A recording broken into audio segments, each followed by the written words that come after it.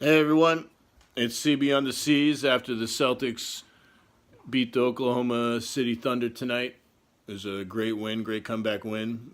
Uh, my pull up three, OKC is bad.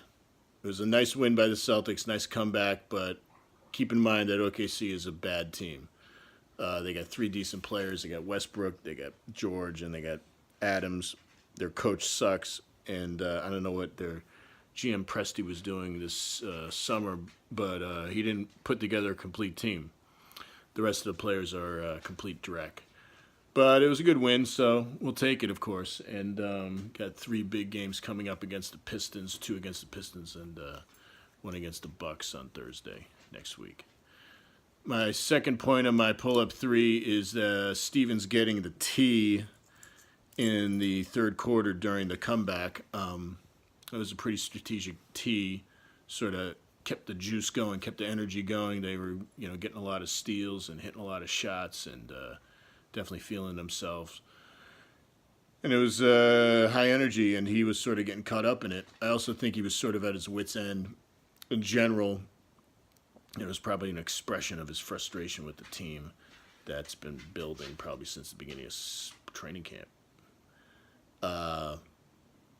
My third point of my pull-up three is a stat. The stat is 1 minute 37 seconds left in the second quarter, which represents the time that Jason Tatum took the ball and drove to the basket for the first time since he'd been in the game. And he'd been in the game for a total of 16 minutes up until that point.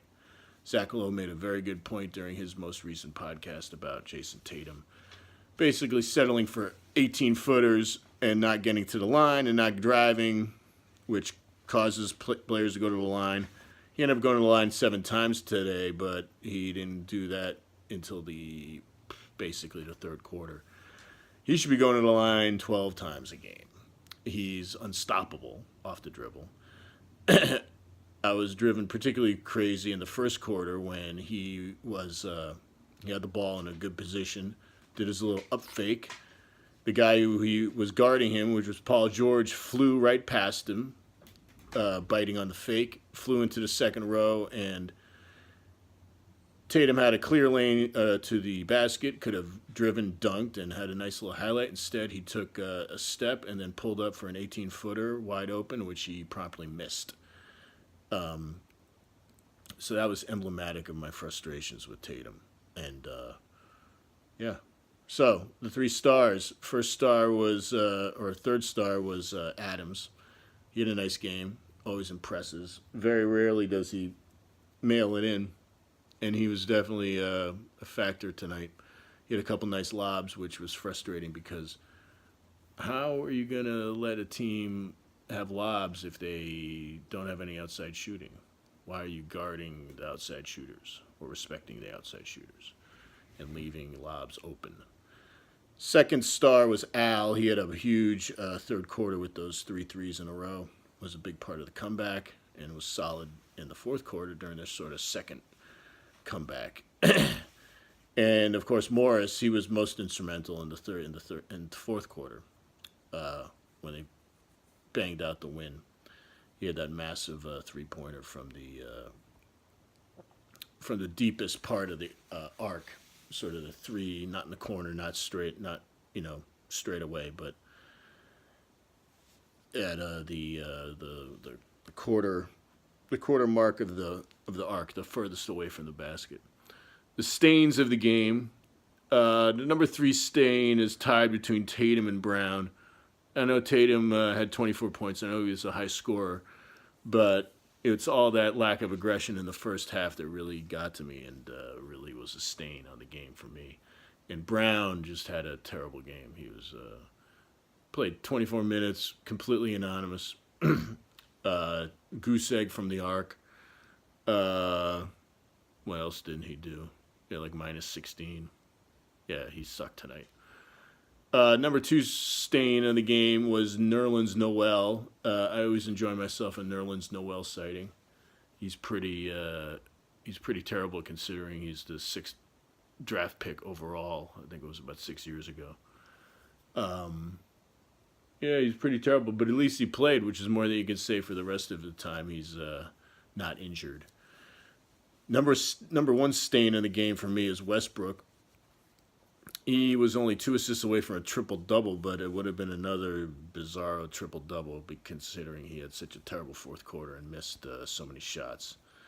Uh, yeah, it was pretty funny. Uh, and the offense just grinds to a halt during crunch time. He wants to win so bad, but it makes him so ineffective during crunch time. It always happens, and they never fail to fail when he's running the show. So my closeout is a general comment about a piece of fruit, the Honeycrisp apple. It's the best apple. It's also the most expensive apple, so you have to take advantage of the seasonal sales. Usually in the fall, they go on sale. Last week, I think I saw them at Stop and Shop for like $1.79 a pound. Usually they're $3.99 a pound. I haven't been able to find a good answer. I've done a little research on this. I haven't been able to find a good answer why they're so expensive. Obviously, it's a supply and demand thing. I don't know why there's so there's not enough supply of Honeycrisp apples. Funny little factoid: the Honeycrisp species was invented in some lab in the University of Minnesota, and for many years not many years, I think it's been like 10, 15 years, they owned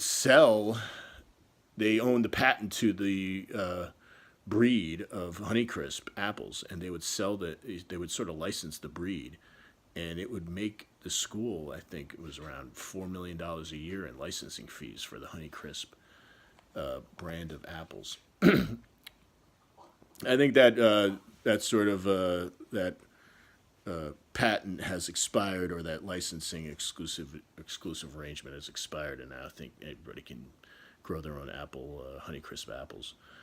But be that as it may, they're still the best. They're still the juiciest, the sweetest, and I'm going to have one right after I post this video to my YouTube channel, which you all should subscribe to, by the way. Okay, next game is Saturday against the Pistons. That's game 6 of 82. Got a little home and home, a little new school home and home with the Pistons coming up. You know, I'm old enough to know that home and homes usually, or used to mean that you played a team either home or away, and then the next night you played either, the opposite team's home court. But this home and home has a two days of rest in between, I think. And then next week we got the Bucks at home, which should be a nice test, nice reliving of last year's playoff series, which was pretty great. And has one of my favorite non-Celtics, which is Chris Middleton, who is a effing dead-eye shooter. So I'll see you guys Saturday night. Now I'm going to go eat my apple. You all should too. Bye.